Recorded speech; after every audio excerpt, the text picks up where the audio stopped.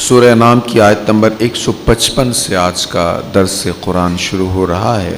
اس سے پہلے حضرت موسیٰ علیہ السلام پر نازل ہونے والی کتاب کا ذکر تھا۔ پچھلے درس میں آخری آیت میں موسیٰ علیہ السلام پر نازل ہونے والی کتاب کا اور عظیم نعمت یعنی اس کتاب کے نازل ہونے کا ذکر تھا۔ پھر ارشاد ہوا اور یہ کتاب سے مراد قرآن مجید ہے، اور یہ کتاب جس کو ہم نے نازل کیا ہے برکت والی ہے۔ ھذا کتاب انزلناہ مبارک، یہ کتاب جس کو ہم نے نازل کیا ہے برکت والی ہے، لہذا تم اس کی پیروی کرو اور ڈرتے رہو تاکہ تم پر رحم کیا جائے۔ سبحان اللہ، نبی مکرم جان دو عالم صلی اللہ علیہ وسلم پر نازل ہونے والی کتاب کی شان بیان ہو رہی ہے۔ فرمایا یہ مبارک ہے۔ سرکار کریم علیہ السلام کو جو دیکھتا تھا نا، جانتا نہیں ہوتا تھا، وہ بھی کہتا تھا یہ چہرے والا تو مبارک ہے۔ اللہ اکبر۔ نبی پاک صلی اللہ تعالی علیہ وآلہ وسلم پر نازل ہونے والی کتاب کو مبارک کہا، برکت والی کہا، اور اس میں ساتھ ساتھ یہ حکم بھی فرما دیا گیا کہ اس کتاب کی اتباع بھی کرو۔ کتاب مبارک ہے، فاتبعوا، اس کی اتباع کرو، واتقوا، اللہ سے ڈرو۔ مبارک کتاب، اتباع کرو اور اللہ سے ڈرو۔ اتباع کرنے کا کیا مطلب؟ اس کتاب کو اپنا امام بنا لو، جو یہ کتاب کہہ رہی ہے وہ کرو، یہ ہے اتباع۔ یہ نہیں کہ جو تم کر رہے ہو اس کے مطابق کتاب کو ڈھالنے کی کوشش کرو۔ ہمارے ہاں یہ بھی ٹرینڈ نیا نہیں ہے، بہت پرانا ہے کہ عمل اپنا نہیں بدلنا اور پھر کتاب کو چینج کرنے کی کوشش کرنی، یہاں تک کہ تراجم میں بھی تبدیلی کر دی جاتی ہے، من مانی تشریحات کر دی جاتی ہیں۔ تو فرمایا کتاب کو اپنا امام بنا لو، اس کی اتباع کر لو، اور پھر اتباع کرتے ہوئے اللہ سے ڈرتے بھی رہو۔ یہ تم اگر کر لو گے نا، لعلکم ترحمون، پھر امید رکھو یعنی یقین رکھو اللہ تم پر رحم فرما دے گا۔ حضرت عبداللہ ابن مسعود رضی اللہ تعالیٰ عنہ روایت کرتے ہیں کہ نبی پاک صلی اللہ علیہ وسلم نے فرمایا قرآن کریم شفاعت کرنے والا ہے۔ سبحان اللہ، یہ کتاب شفاعت کرنے والی ہے، اور صرف یہ نہیں کہ یہ شفاعت کرے گا بس، نہیں، یہ شفاعت کرے گا اور اس کی شفاعت قبول بھی ہوگی۔ قرآن کی شفاعت قبول ہوگی۔ جس نے اس کے احکامات پر عمل کر کے اسے اپنے سامنے رکھا، یعنی اس کو فالو کرتا رہا، اس کو دیکھتا رہا، اس پر عمل کرتا رہا، یہ اسے پکڑ کر جنت میں لے جائے گا۔ اور جس نے اس کی خلاف ورزی کی یعنی اس کو پیچھے پھینک دیا، یہ اس کو دھکیل کر دوزخ کی طرف لے جائے گا۔ اب یہ ہماری مرضی، مسند معجم کبیر میں یہ حدیث ہے، اب یہ ہماری مرضی ہے کہ ہم نے کیا کرنا ہے۔ اللہ تعالیٰ توفیق عطا فرمائے تو یہ کتاب کی ہم اتباع کریں، اس کو سینے سے لگائیں، قلب و جان کے ساتھ اس سے محبت کریں، اور اللہ کریم یہ منزل ہمارے لیے آسان فرمائے۔ پھر ارشاد ہے یہ کتاب کیوں نازل ہوئی تم پر؟ یہ کتاب اس لیے نازل کی ہے کہ کہیں تم یہ نہ کہو کہ ہم سے پہلے صرف 2 گروہوں پر کتاب نازل کی گئی تھی اور بے شک ہم اس کے پڑھنے پڑھانے سے غافل تھے۔ یعنی عیسائیوں پر، یہودیوں پر کتاب نازل ہوئی تو اے عرب والو تم پر بھی نازل کر دی ہے ہم نے۔ تم یہ نہ کہنا کہ بھئی ان پر کتاب نازل ہوئی، انہوں نے عمل کر لیا، ہمارے پاس ہوتی تو ہم بھی عمل کرتے، لو تمہیں بھی کتاب عطا کر دی، اب تم بھی اس کی اتباع کرو اور دنیا اور آخرت کی کامیابیاں حاصل کرو۔ یا تم یہ نہ کہو کہ اگر ہم پر بھی کتاب نازل کی جاتی تو ہم ان سے زیادہ ہدایت یافتہ ہوتے۔ فقد جاءکم بینۃ من ربکم وہدی ورحمہ، لو اب تمہارے پاس تمہارے رب کی طرف سے روشن دلیل آ گئی اور ہدایت اور رحمت آ گئی۔ یہ کتاب روشن دلیل بھی ہے، یہ ہدایت اور رحمت بھی ہے۔ لیکن فمن اظلم ممن کذب بآیات اللہ وصدف عنہا، تو اس سے زیادہ کون ظالم ہوگا جو اللہ کی آیتوں کی تکذیب کرے اور ان سے اعراض کرے۔ ہم عن قریب ان لوگوں کو برے عذاب کی سزا دیں گے جو لوگوں کو ہماری آیات سے اس لیے روکتے ہیں کہ وہ خود بھی ان آیات سے روگردانی کیے ہوئے ہیں۔ اللہ تعالیٰ کی کتاب سے روکنے والا، اس کو کہا سب سے بڑا ظالم ہے، بڑا ظالم۔ فرمائے ان کو سزا ملے گی۔ یہ لوگوں کو بھی اللہ کی کتاب سے روکتے تھے۔ کیوں روکتے تھے؟ اس لیے کہ یہ خود بھی عمل نہیں کرتے تھے۔ آپ ایسا محکمہ جس میں موسٹ کرپٹڈ لوگ ہوں، اس میں شریف بندہ چلا جائے تو اس کا جینا محال ہو جاتا ہے، وہ کام نہیں کر پائے گا، اس لیے کہ دوسرے لوگ جو ہیں جو غلط کام کر رہے ہیں اس کو ٹکنے نہیں دیں گے، وہ اس کو بھی برے کام کی طرف راغب کریں گے۔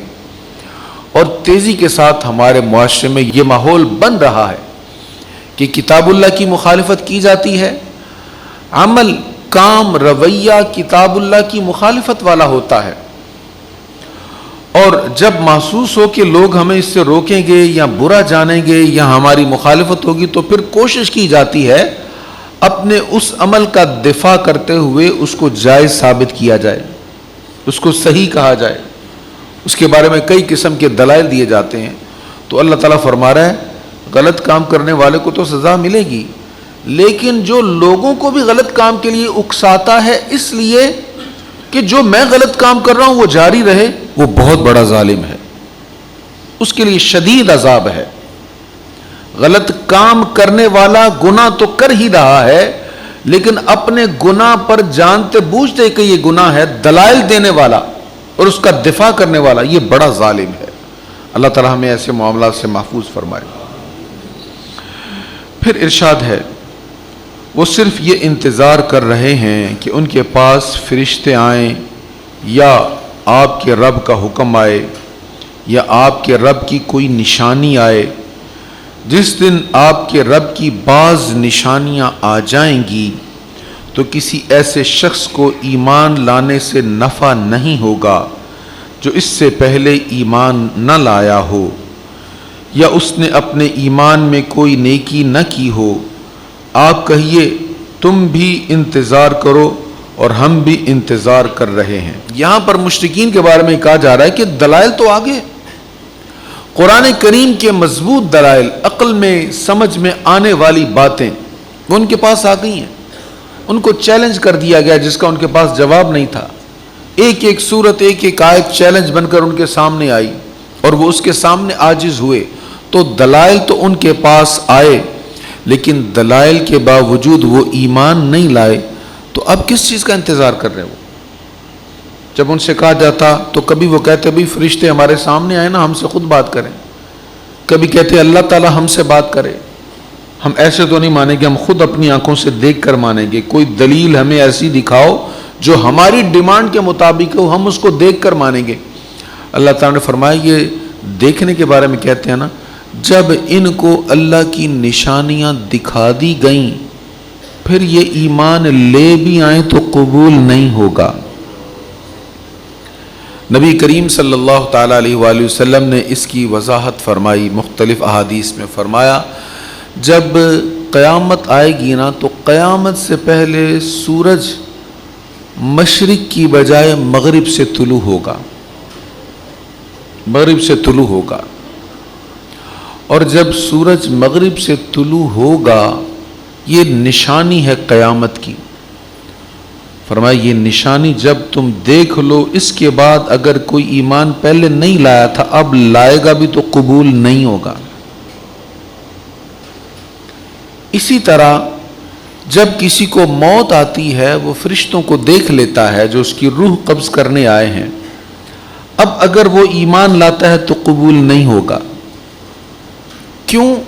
اس لیے کہ ایمان نام ہے زبان مصطفیٰ پر اعتماد کا. اب تم نے حضور پر تو اعتماد کیا نہیں، تم نے تو اپنی آنکھوں سے دیکھ لیا. اب نشانیاں دیکھ کر اگر تم ایمان لا رہے ہو تو اب تمہارا ایسا ایمان نہیں چاہیے. اللہ کو ایمان وہ پسند ہے جو دہلیز مصطفیٰ سے ہو کر آئے.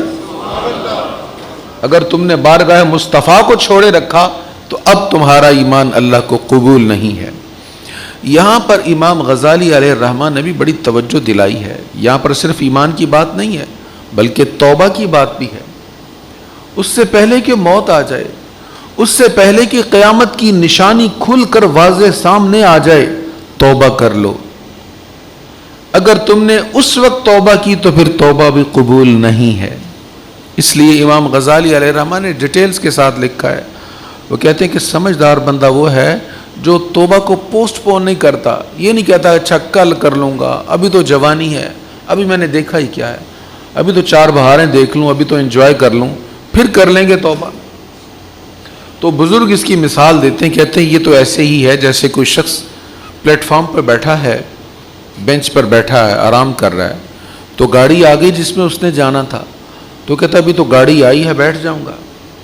پھر سائرن بج جاتا ہے کہ گاڑی چلنے لگی، پھر کہتا ابھی تو سائرن بجا ہے بیٹھ جاؤں گا. پھر گاڑی چل پڑتی ہے، وہ کہتا ابھی تو بہت سلو چل رہی ہے بیٹھ جاؤں گا.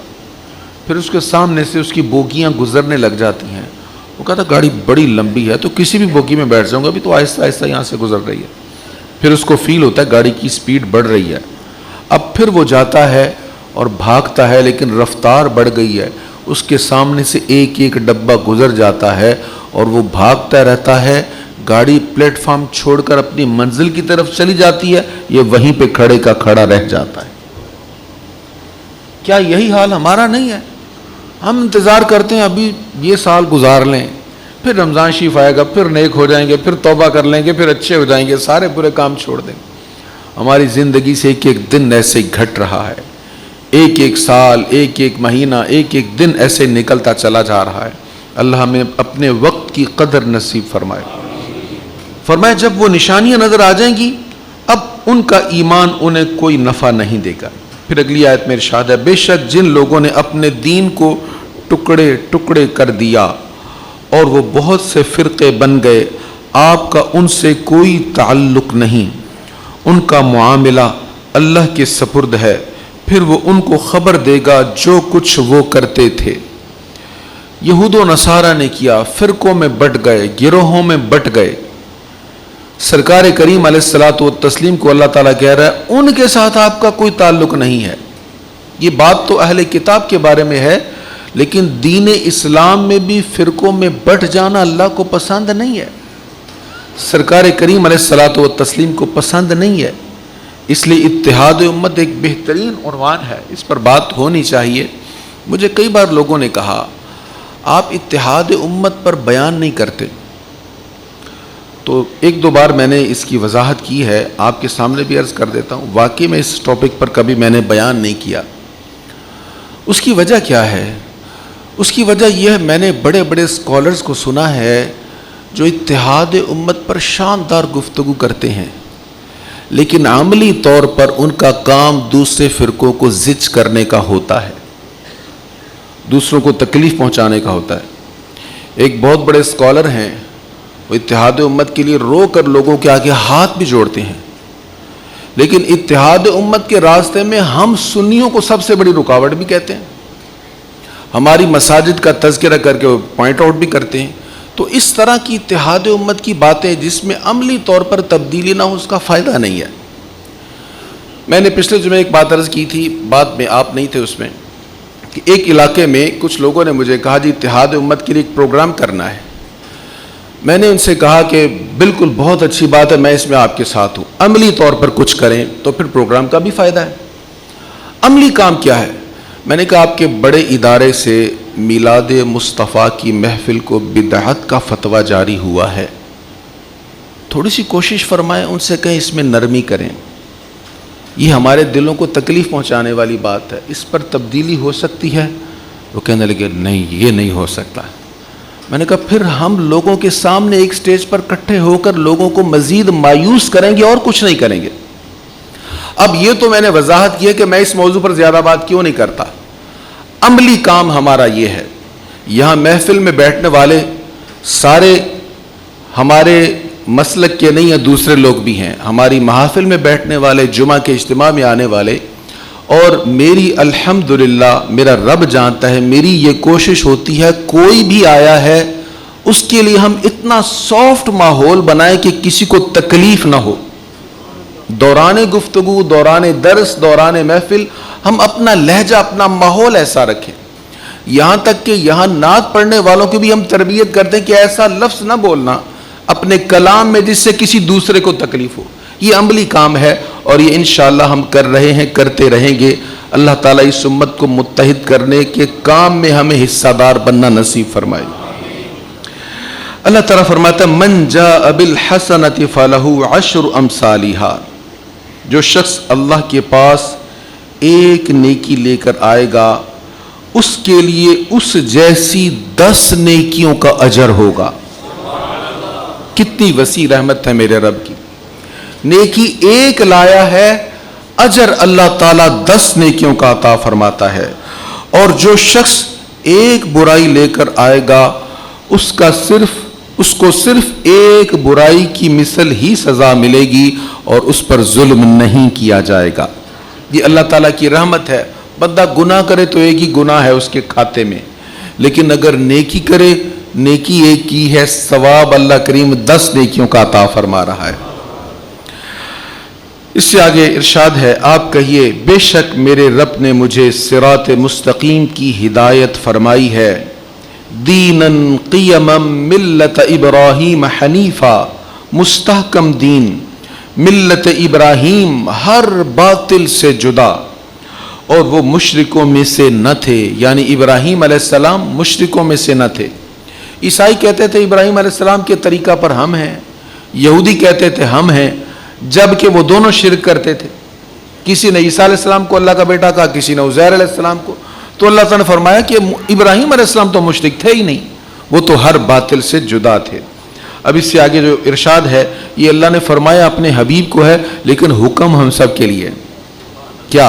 اے حبیب آپ ان کو کہہ دیں، قل آپ کہہ دیجئے، ان صلاتی میری نماز، و نسکی اور میری قربانی، و محیای اور میری زندگی، و مماتی اور میری موت کس لیے ہے؟ للہ، اللہ کے لیے۔ نماز بھی اللہ کے لیے، قربانی بھی اللہ کے لیے، جینا بھی اللہ کے لیے، مرنا بھی اللہ کے لیے، کسی کے لیے نہیں، کسی کو دکھانے کے لیے نہیں، کسی کی پذیرائی کے لیے نہیں، یہ سب رب العالمین کے لیے۔ یہ آیت کریمہ ہمیں خلوص سکھا رہی ہے، اخلاص سکھا رہی ہے کہ عمل کرو تو اللہ کی رضا کے لیے کرو۔ للہ رب العالمین، سب اللہ کے لیے ہے جو تمام جہانوں کا رب ہے، اس کا کوئی شریک نہیں ہے، اور مجھے یہی حکم دیا گیا ہے اور میں سب سے پہلا مسلمان ہوں۔ آپ کہیے کہ کیا میں اللہ کے سوا کوئی اور رب تلاش کروں؟ حالانکہ وہ ہر چیز کا رب ہے، اور ہر شخص جو کچھ بھی کرتا ہے اس کا وہی ذمہ دار ہے۔ انسان اگر گناہ کر رہا ہے نا تو یہ نہ سوچے کہ گناہ میں نے کیا تھا اور یہ کھاتے میں کسی اور کے پڑے گا، نہیں، فرمایا جو کچھ کرتا ہے وہ خود اس کا ذمہ دار ہے۔ یہ نہیں کہہ سکتا مجھے اس نے موٹیویٹ کیا تھا، اس نے مجھے اس کی محفل میں گیا تھا تو ایسے ہوا تھا، اس نے کروایا تھا۔ بھئی تمہیں اللہ نے سوجھ بوجھ دی ہے، عقل دی ہے۔ وَلَا تَزِرُ وَازِرَةٌ وِزْرَ أُخْرَى، اور کوئی بوجھ اٹھانے والا کسی دوسرے کا بوجھ نہیں اٹھائے گا۔ پھر تم نے اپنے رب کی طرف لوٹنا ہے تو وہ تمہیں ان چیزوں کے متعلق خبر دے گا جن میں تم اختلاف کرتے تھے۔ حضرت فاروق اعظم رضی اللہ تعالیٰ عنہ رات کو گشت کر رہے تھے نا، تو سنا بچوں کے رونے کی آواز، قریب گئے تو پتہ چلا وہ کوئی خاتون ہے، ان کے پاس کھانے پینے کے کچھ نہیں ہے۔ شوہر یا فوت ہو گئے یا کہیں گئے ہوئے ہیں سفر پر، اب بچے بھوکے ہیں تو کھلانے کو کچھ نہیں، تو بچوں کو سلانے کے لیے بہلانے کے لیے لکڑی جلائی ہے، ہنڈیا رکھی ہے اور اس میں پانی ہے اور ہلائے جا رہی ہیں تاکہ بچے کھانا پکنے کے انتظار میں سو جائیں، حالانکہ ہنڈیا میں کھانا کچھ نہیں۔ فاروق اعظم روتے ہوئے وہاں سے اٹھے اور جا کر بوری میں اناج وغیرہ کھانے کے لیے سامان وغیرہ ڈالا اور اپنے کندھے پہ اٹھا لی۔ وہ غلام ساتھ تھے، ساتھی ساتھ تھے، امیر المؤمنین میں اٹھا لیتا ہوں، مجھے حکم دیں، آپ کیوں اٹھا رہے ہیں؟ کہنے لگے وَلَا تَزِرُ وَازِرَةٌ وِزْرَ أُخْرَىٰ، قیامت کے دن میرا بوجھ اٹھاؤ گے؟ اس نے کہا نہیں حضور، اس دن سارے اپنا اپنا بوجھ اٹھائیں گے۔ کہا پھر یہ بھی مجھے اٹھانے دو۔ ہر کسی نے اپنا بوجھ خود اٹھانا ہے۔ اللہ تعالی ہماری نیکیوں کے پلڑے بھاری کر دے، ہمارے گناہوں کے دفتروں کو مٹا دے۔ اس سے آگے ارشاد ہے وہی ہے جس نے تم کو زمین میں خلیفہ بنایا اور تم میں سے بعض کو بعض پر کئی درجات بلندی عطا فرمائی۔ کیوں بلندی عطا فرمائی؟ یہ بڑی اہم بات ہے۔ ہم سب درجے میں برابر نہیں ہیں، کوئی صحت میں اچھا ہے، کوئی مال میں اچھا ہے، کوئی عزت میں، کوئی شہرت میں، کوئی علم میں اچھا ہے۔ درجات لیبلوکم فی ما آتاکم، تاکہ اس نے جو کچھ تمہیں عطا فرمایا ہے اس میں تمہاری آزمائش کرے۔ بھئی یہ سیاںا تھا، علم والی باتیں تھی یا ہنر تھا، اسکل تھا اس کے پاس، اس نے لوگوں کا فائدہ کیا یا بھلا کیا؟ لوگ مشورہ لینے آتے تھے تو لوگوں کو اچھا مشورہ دیا یا الٹی پٹی پڑھائی؟ طاقت والا تھا تو اپنی طاقت کو اللہ کی اطاعت میں خرچ کیا یا نافرمانی میں کیا؟ پیسے والا تھا تو پیسہ اللہ کا فضل کمانے میں، اس کو رضا حاصل کرنے میں خرچ کیا یا نافرمانی میں خرچ کیا؟ تو جو کچھ اللہ نے دیا ہے، جس شے میں فضیلت دی ہے، اس میں آزمائش بھی ہے۔ اللہ تعالیٰ کے لیے کچھ مشکل نہیں، وہ سب کو ایک درجہ میں رکھ دے، سب کو ایک جیسا کر دے، اس کے خزانوں میں کوئی کمی نہیں، سبھی امیر ہو جائیں، سبھی طاقتور ہو جائیں، سبھی صحت یاب ہو جائیں، سبھی صاحب علم ہو جائیں۔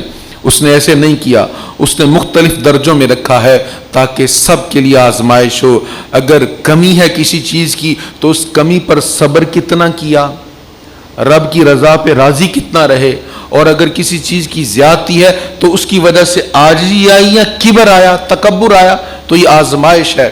اللہ تعالی ہم سب پر کرم فرمائے۔ پھر ارشاد ہے ان ربک سریع العقاب، بے شک آپ کا رب بہت جلد سزا دینے والا ہے، بہت جلد سزا دینے والا۔ اللہ کریم کی شان دیکھو، جہاں سزا کی بات ہو، عذاب کی بات ہو، ساتھ ہی رحمت کا بھی ذکر کر دیتا ہے۔ ان ربک سریع العقاب وانہ لغفور الرحیم، اللہ اکبر، وہ بہت جلد سزا دینے والا ہے اور بے شک وہ بہت بخشنے والا، بے حد رحم کرنے والا ہے، کریم بھی بڑا ہے، مہربان بھی بڑا ہے۔ اللہ کریم ہمیں اپنی رحمتوں میں سے حصہ نصیب فرمائے۔ وآخر دعوایا ان الحمد للہ رب العالمین۔